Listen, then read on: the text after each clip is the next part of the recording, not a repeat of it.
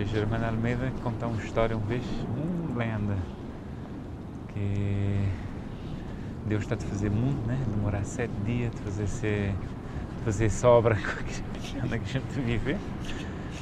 Então, fazer esse mundo, um continente ali, um continente lá, molda ali, molda lá, moda a gente trabalhar na borra. Depois, na fim, desviar-se a obra, dizer, ok, está direito.